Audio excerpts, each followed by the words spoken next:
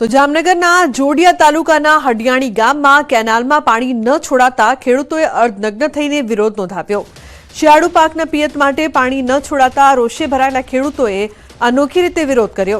કેનાલો ખાલીખમ પડી છે ત્યારે અગાઉ ખેડૂતોની રજૂઆત બાદ 15 તારીખ સુધીમાં પાણી છોડવાની વાત અધિકારીઓ દ્વારા કરવામાં આવી હતી, પરંતુ 15 તારીખ પણ જતી રહી હોવા છતાં પણ પાણી ન આવ્યું અને તારીખ પે તારીખ આપવામાં આવી રહી છે। તો બીજી તરફ કેનાલોમાં સાફ સફાઈ પણ નથી કરવામાં આવતી ત્યારે રજૂઆત કરીને કંટાળેલા ખેડૂતોએ કેનાલમાં પાણી આપવાની માંગ સાથે તંત્ર સામે વિરોધ નોંધાવ્યો છે।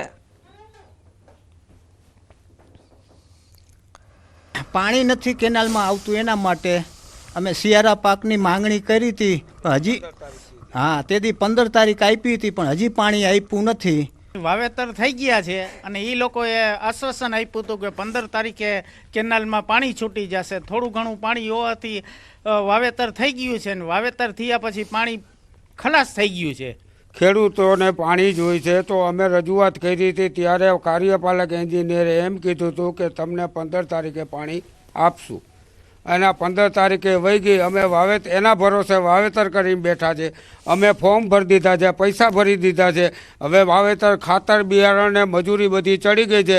સ્ટાફે કેવું રહ્યું કે તમે બધાય ફોર્મ ભરી દો એટલે અમે તમને તાત્કાલિક પાણી છોડી દેશું। તો અમે બધાય ગામના ભેગા કરીને 2 વ્યક્તિઓએ બધાયના ફોર્મ ભરી આવ્યા અને બધાયને પોચવી બાટી દીધી, તોય છતાં એમ કહે કે ભાઈ હજી આજે છોડશું કાલે છોડશી, તો અમારે શું કરવાનું?